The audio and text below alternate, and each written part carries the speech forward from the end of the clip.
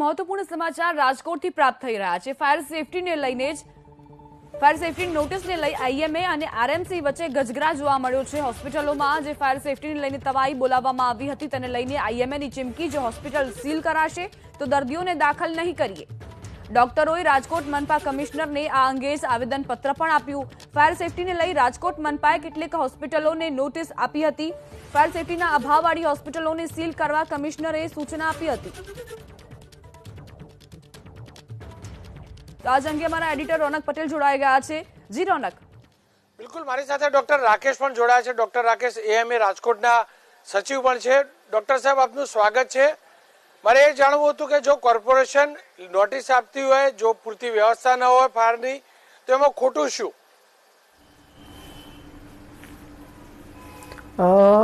અમે કોર્પોરેશને રજૂઆત કરવા ગયા હતા, એમાં કશું ખોટાની અગેન્સ્ટ ગયા જ નહોતા। જે અમારા પ્રેક્ટિકલ સોલ્યુશન છે એને તંત્ર દ્વારા અમને કંઈક માર્ગદર્શન મળે એના માટે છે। અને બીજી વસ્તુ, ચીમકી આપેલી નથી। અમે એવું કહ્યું છે કે ફાયર સેફટીના જે બધા જ નોર્મ્સ કદાચ પૂરા ના થાય એવી હોસ્પિટલે જો થોડા સમયમાં પૂરા નહીં કરી શકે તો હોસ્પિટલના સંચાલકો અમને આઈએમએને રજૂઆત કરે છે કે અમારે ના છૂટકે ફાયર સેફટીના નિયમો બધા જ પાલન ન કરવાને કારણે અમારે હોસ્પિટલ બંધ થઈ જશે। એટલે ક્યારે આમાં તંત્ર કે આઈએમએ વચ્ચે ગજગરાહ નથી કે ચીમકી આપેલી નથી। આ જે છે એ અમારી રજૂઆત હતી, અમારા જે પ્રેક્ટિકલ પોઈન્ટ હતા, જેમ કે જે જૂનું રાજકોટ છે કે જે જૂની હોસ્પિટલ છે જેમાં માર્જિન અને રોડ એટલા સાંકડા છે કે જેમાં બીજી સીડી જે કાઢવાની ફાયર સેફટીના રૂલ્સમાં જે લખેલું છે તો એનું કઈ રીતે કાઢવું, જેમાં બાંધકામ શાખા અમને કઈ રીતે મદદ કરી શકે।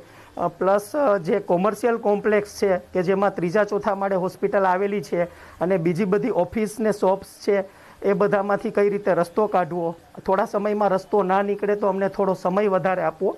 આ બધી અમે રજૂઆત કરવા ગયેલા અને તંત્રએ અમને સહકાર આપેલો છે અને તંત્રએ કહ્યું છે અમને કે આનું કંઈક રસ્તો અને નિરાકરણ આપણે કાઢવાના પ્રયત્ન કરશું।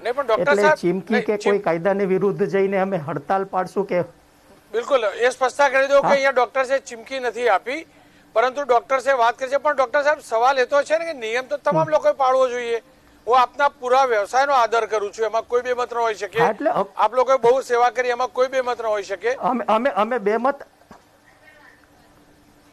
અમે આપની સાથે પૂરેપૂરા સહમત છીએ। નિયમો પાળવો, ફાયર સેફટીના જે નિયમો છે એ સલામતી માટે જ છે અને દરેક ડોક્ટરે નિયમો પાળવા માટે બંધાયેલા જ છે અને બધા જ નિયમો અમારે પાળવા જ છે। પણ જ્યાં પ્રેક્ટિકલ સોલ્યુશન અમુક કે જૂના નર્સિંગ હોમ ઘણા બધા છે કે જે ખાલી નાના 10 બેડના કે 5 બેડના હોસ્પિટલના જે છે એવી સંખ્યા ઘણી બધી છે। રાજકોટમાં એવી 70-80% હોસ્પિટલ છે। તો એનું શું, એ અમારે તંત્ર કે સરકાર પાસે એનું શું કરી શકીએ? નિયમો પાડવા છે પણ એમાં બાંધકામ શાખા છે, કોર્પોરેશન છે, એમાંથી કંઈ સીડી કાઢવાનો રસ્તો બીજો કાઢે, જે ટાંકાની ક્ષમતા છે એનો અમને રસ્તો કાઢીને આપે, યોગ્ય માર્ગદર્શન આપે, એ અમારી રજૂઆત છે। નિયમો પાડવા જ જોઈએ અને પાડવાના જ છે। એમાં કોઈ એવું નથી કે નિયમો પાડવા નથી કે અમને નિયમો ઓલું છે। બિલકુલ ડોક્ટર સાહેબ, આપ અમારી સાથે જોડાયા બદલ આભાર। આપ લોકોએ સેવા કરી છે સમાજની, આશા રાખું આ પ્રકારે સેવા કરતા રહેશે। અને જે ડોક્ટર એમ કહેતા હોય કે અમે દવાખાનું બંધ કરીએ, એમને પણ સમજાવજો કે આવું ન હોઈ શકે, કારણ કે દર્દી માટે તમે લોકો જ ભગવાન છો।